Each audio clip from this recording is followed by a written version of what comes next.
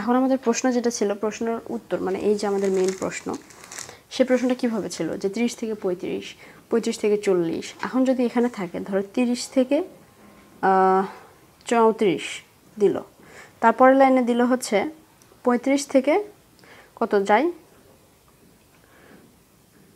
35, 36, 37, 38, 39, 40 ধরলাম, এরকম একটা দিল। তার মানে পরের লাইনে আবার এরকম করে আসতেছে ধরো 41। আচ্ছা মনে হয় এখানে শ্রেণী ব্যবধানটা একটু উল্টো পাল্টা হয়েছে। আমি যেটা বুঝতে চাচ্ছি সেটা হচ্ছে দেখো 30 থেকে 34 অবধি গেছে, 34 যাওয়ার পর 34 বাদ দিয়ে 35 থেকে শুরু হয়েছে। যদি আমাদের অঙ্কটা এরকম থাকে, এখানে রয়েছে 30 থেকে 35, 35 এখানেও রয়েছে, এখানেও রয়েছে, কিন্তু এখানে কিন্তু এরকম নয়।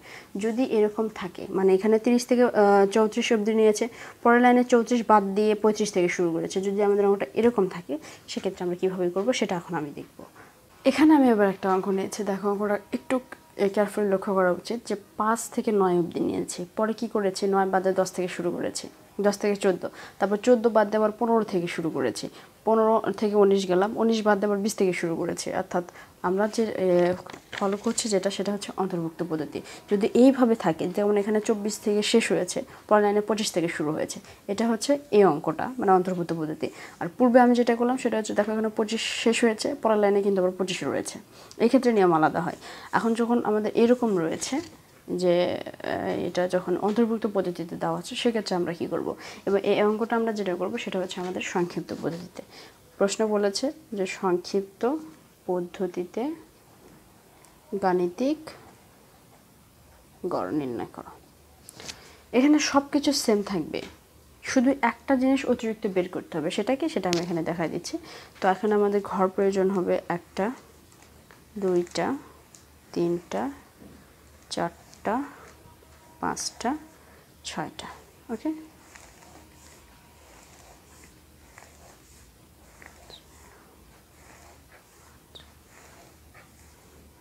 আচ্ছা প্রথমে আমি পূর্বের অঙ্কের মতো আমি যদি পূর্বের অঙ্কটা এখানে রাখি, দেখো এটা আমরা একটু আগে আমরা যে অঙ্কটা করলাম সেরকমই হবে, সংক্ষিপ্ত পদ্ধতিতে আমরা এই অঙ্কটা করেছি। প্রথমে যে শ্রেণী রয়েছে শ্রেণী থাকবে আমাদের এখানে, শ্রেণী মানে হচ্ছে এই যে এগুলা, দেন আমাদের থাকবে হচ্ছে এখানে লোক সংখ্যা বা গণসংখ্যা যাই বলো। আচ্ছা এখানে লোক সংখ্যা নিয়েছি, লোক সংখ্যাকে আমরা কি ধরি, এফ ধরি। এখানে এই জায়গাটাতে আমরা যেটা নিব সেটা হচ্ছে আমাদের প্রকৃত শ্রেণী, প্রকৃত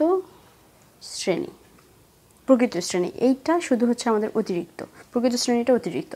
তারপরে মধ্যবিন্দু নিয়েছি আমরা, এখানে মধ্যবিন্দু নিব, মধ্যবিন্দুকে আমরা এক্স ধরি, আমরা জানি। দেন হচ্ছে আমাদের আচ্ছা মধ্যবিন্দুর পরে আমাদের কি থাকে, মধ্যবিন্দুর পরে আমাদের হচ্ছে ডি থাকে, D equal to X minus A ভাগ হচ্ছে সি।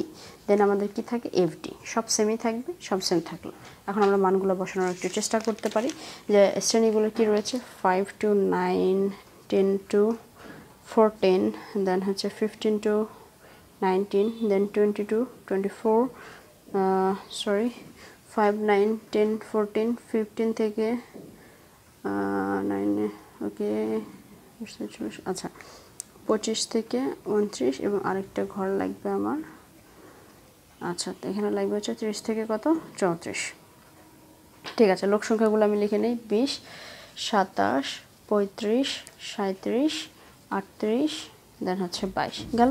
দেন প্রকৃত শ্রেণী আমরা কিভাবে বের করবো, এটা তো নতুন আমাদের কাছে। তো প্রকৃত শ্রেণী বের করার যেটা নিয়ম হচ্ছে যে প্রথম যে সংখ্যাটা রয়েছে, কত রয়েছে, প্রথম সংখ্যা 5 থেকে 0.5 বাদ দিতে হবে, রয়েছে 5 মাইনাস 0.5, 5 মাইনাস 0.5 বাদ দিলে কত হয়, 4.5, সেটা লিখবো আমরা 4.5। দেন লাস্টের যে সংখ্যাটা রয়েছে 9 সাথে আবার 0.5 যোগ করতে হবে, 9 যোগ 0.5 যোগ করলে হয় 9.5। এটা আমি জানি, ক্যালকুলেটর করলাম বোঝানোর জন্য। তাহলে কি করব, প্রথম যে সংখ্যাটা থাকবে সেটা থেকে 0.5 বাদ দিব, প্রথম সংখ্যা থেকে 0.5 বিয়োগ করতে হয়, এবং পরের যে সংখ্যাটা রয়েছে সেটার সাথে 0.5 যোগ করতে হয়। প্রথম সংখ্যা থেকে বাদ, পরের সংখ্যার সাথে যোগ করে প্রকৃত শ্রেণী বের করতে হয়। তাহলে 10-এর থেকে আমরা কি করব, 0.5 বাদ দেবো। 10-এর থেকে 0.5 যদি আমরা বাদ দিই তাহলে আমাদের আসে হচ্ছে 9.5। এখানে হবে কত, 9.5, এবং 14-এর সাথে 0.5 যোগ করবো, 14-এর সাথে 0.5 যোগ করলে হয় 14.5। এরকম করে সবগুলো হবে। এখানে হবে হচ্ছে 14.5, এখানে হবে 19.5, সরি 14, হ্যাঁ, তারপর 20-এর থেকে 0.5 বাদ দেবো, তাহলে এখানে আমাদের হবে হচ্ছে 19.5, এখানে হবে কত 24.5। একইভাবে 25-এর থেকে বাদ দিলে এখানে 24.5, এখানে আসবে হচ্ছে কত 29.5, এখানে আসবে হচ্ছে 29.5 বা 34.5। এটা হচ্ছে আমাদের প্রকৃত শ্রেণী বেরোলো। আমরা এখন মধ্যবিন্দু কার বের করব? মধ্যবিন্দু বের করব হচ্ছে এই প্রকৃত শ্রেণীর। আগের বেলায় মধ্যবিন্দু কার বের করেছি দেখো, এগুলো কিন্তু উল্টাপাল্টা করা যাবে না। যখন আমাদের বহির্ভূত পদ্ধতিতে ছিল, অর্থাৎ এখানে যে সংখ্যা রয়েছে এখানে সেই সংখ্যা রয়েছে, তখন আমরা মধ্যবিন্দু বের করেছি। এটার মধ্যবিন্দু 30 যোগ 35 করেছি, করার পরে 2 দিয়ে ভাগ করেছি। 30 যোগ 35 করেছি, করার পরে 2 দ্বারা ভাগ করেছি। সেটা হচ্ছে আমাদের মধ্যবিন্দু। একটু এখানে লিখি যে মধ্যবিন্দু ইকুয়াল টু শ্রেণীর প্রথম মান যোগ দ্বিতীয় মান ভাগ হচ্ছে 2। এটা হচ্ছে মধ্যবিন্দুর সূত্র। তাহলে শ্রেণীর প্রথম মান যোগ দ্বিতীয় মান ভাগ হচ্ছে 2।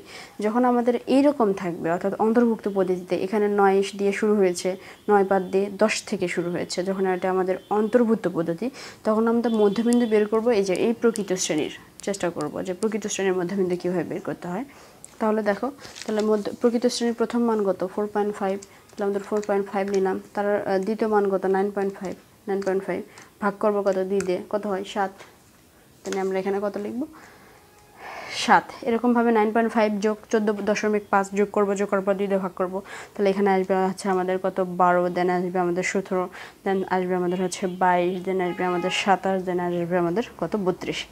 এখন আমাদের ডি বের করতে, ডি বের করার আগে আমাদের কি ধরে নিতে হবে, এ ধরে নিতে হবে। তো এখানে আমরা 17কে এ ধরে নিলাম। আমরা যে কোনো সংখ্যাকে এখানে এ ধরে নিতে পারি, আমরা 17কে এখানে এ ধরে নিলাম। তাহলে এখন ডি বের করতে হবে। ডি মানে হচ্ছে এক্স মাইনাস এ। এক্সের মান আমাদের এখন এখানে কত, এক্স হচ্ছে আমাদের কত, এই যে মধ্যবিন্দু এক্স। তাহলে প্রথম মানে আমরা বের করি যে এক্সের মান কত 7 মাইনাস এ এর মান আমরা কত ধরেছি 17, সি মানে 17 ভাগ সি। সি এর মান আমাদের হচ্ছে শ্রেণী ব্যবধান। যখন আমরা অন্তর্ভুক্ত পদ্ধতিতে শ্রেণী ব্যবধান বের করি, তখন আমরা কি করি 20 সহ হিসাব করি। বহির্ভূত পদ্ধতিতে 20 বাদ দিয়ে হিসাব করি। তাহলে 20 সহ হিসাব করি। তাহলে দেখো 20 থেকে 24-এর মধ্যে ডিফারেন্স করতো। যখন অন্তর্ভুক্ত পদ্ধতিতে তখন 20 সহ হিসাব করি। তাহলে 20, 21, 22, 23, 24 অব্দি যাবো আমরা। তাহলে কত হয় 5। এখানে আমাদের কত রয়েছে 5। তাহলে আমরা হিসাব করি যে 5, 6, 7, 8, 9 অবধি গেলাম আমাদের। তাহলে 1, 2, 3, 4, 5 শ্রেণী ব্যবধান কত 5। তাহলে সি এর মান কত আমাদের এখানে 5। সি ইকুয়াল টু এখানে আমাদের হচ্ছে 5। তাহলে 7 থেকে 17 বাদ দিলাম, তারপরে 5 দিয়ে যদি আমরা ভাগ করি, তাহলে আমাদের এখানে কত আসে হচ্ছে এখানে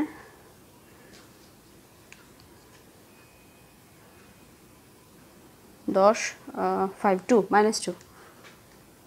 দেখো যদি আমরা করি এটাকে, এখানে আসবে হচ্ছে -2।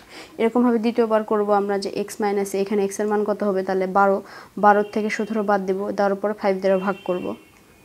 12, দেখো 12, এক্সের মান কত এখানে পরের লাইনে 12, এর মান কত 17, দেন সি দ্বারা ভাগ করব। সি এর মান কত আমাদের 5। তাহলে এখানে আমাদের ভাগ করলে আনসার আসবে হচ্ছে -1। এরকমভাবে সবগুলো যদি করি, এখানে 0, এখানে 1, এখানে 2, এখানে 3। এখন আমাদের কি এফ ডি, এফ এর মান আর ডি এর মান গুণ করতে হবে। এফ মানে কত আমাদের 20, আবার ডি এর মান কত এখানে -2। তাহলে 20 গুণন -2 গুণ করবো, পরের লাইনে 27 গুণন -2 গুণ করবো, তারপরে 35 গুণন 0 গুণ করবো, তারপর 37। এরকম করে যদি গুণ করে এখানে মান বসাই, তাহলে এখানে আসবে হচ্ছে 40, এখানে আসবে হচ্ছে 27, এখানে আসবে হচ্ছে 0, দেন হচ্ছে 37, দেন কত হচ্ছে 76, দেন হচ্ছে 66। এখন আমাদের কি করতে হবে, এই পুরো এফডি মানগুলোকে যোগ করতে হবে। যোগ কীভাবে করতে হয় প্রথম লেকচারে রয়েছে। তাহলে এই সবগুলো মানকে যোগ করলে সামেশন এফডি আসবে আমাদের কত 112। এবং আমাদের গণসংখ্যাকে যোগ করতে হবে।